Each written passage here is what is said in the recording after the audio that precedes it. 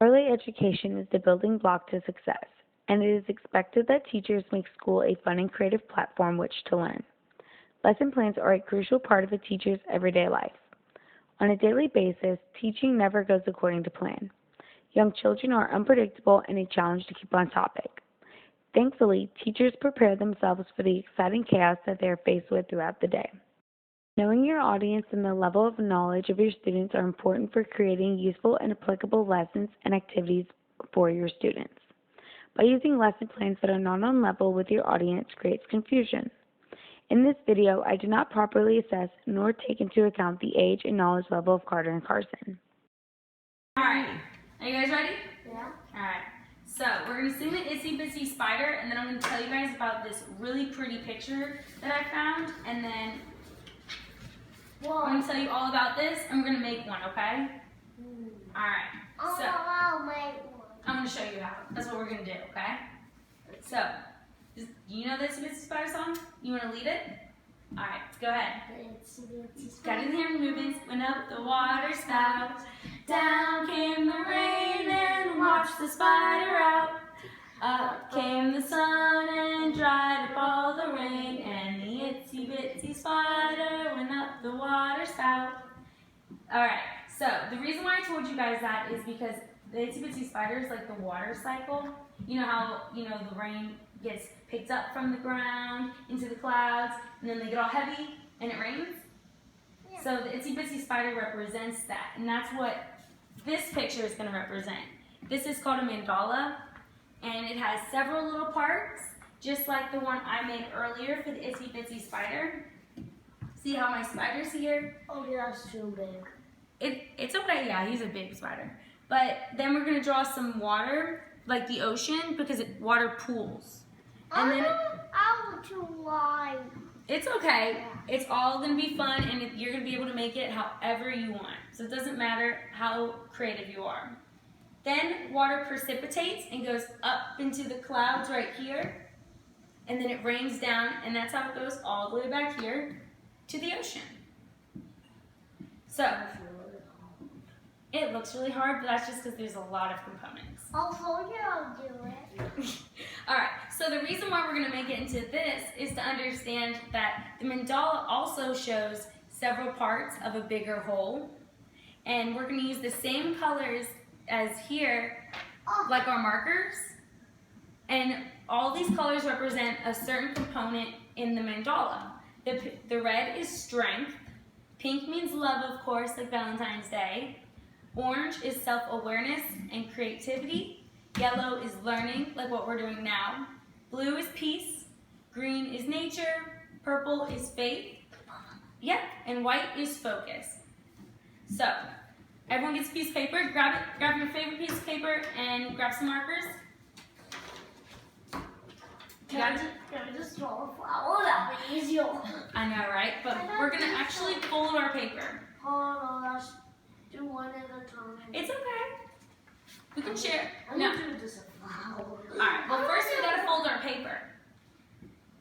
Like origami. Have you ever made like a fortune teller? Okay. So everyone fold your paper into half like a triangle, like this. Oh, that's hard. I'll help you. If you need help, I'll help you. Want some help? Yes. Alright, Carter, I'll show you how to do it. We'll do it together. Alright, so we're gonna lay our paper flat on the ground, on the table. And then we're gonna take this corner. I didn't know. Alright, so take your corner and bring it all the way over here. I'll help you in a sec. Just like this. And crease it, crease it, crease it. And we're going to take it here too. And we're going to match. Airplane. It's almost like an airplane, you're right. Alright, so we're going to crease it really good, right? And then I got to take scissors and cut it, okay? That way it looks like a square. Be And really we have one. careful. Exactly. You can unfold that one for me. Yeah.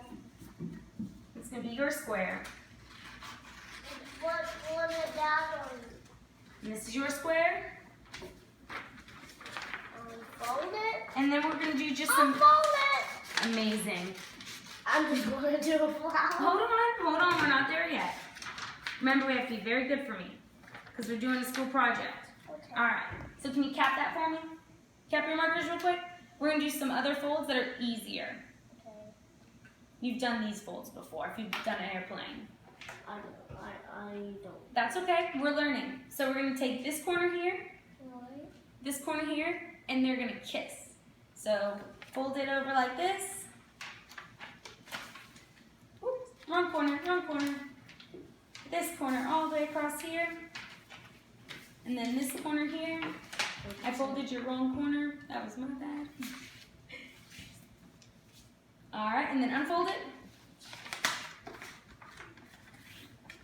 And then take these two corners and kiss them. So, there you go. And then, I know. And then take these and fold it, make it into a hamburger. Okay. That's a triangle, bud. We're making hamburgers. So we're gonna take it like this and kiss them right here. I don't know how to do it in hamburgers. You just did it. Now we're gonna hammer Mine it. oval. That's okay. It does not have to be perfect. All right. So unfold yours for me, bud. Okay. Let me see. All right, girl. And then you got one more. Do it this way. I'll fold it. I know, I see. And then unfold it. Now we get to make some pretty pictures. Carter is 4 years old and is familiar with the Itsy Bitsy Spider, but he is too young to understand the correlation being made between the Itsy Bitsy Spider, the water cycle, and the mandala. A teacher's first clue that he is too young for this activity would be the fact that his motor skills did not even allow him to properly use hand motions to represent the spider. Carson, on the other hand, is 9. She is familiar with the Itsy Bitsy Spider, has been introduced to the water cycle in school, but had never been introduced to the mandala. Carson would have been the most likely able to grasp a simple version of this project, but not one that included multiple lines, folds, correlating colors, and 5 levels of webbing. Over the course of the class, I learned the characteristics of multiple teachers, but the liminal servant and the entertainer, in my opinion, best describe my demonstration in the video. I made an attempt at a lesson to help keep myself on track and used various ideas and mediums to keep the students' attention and participation.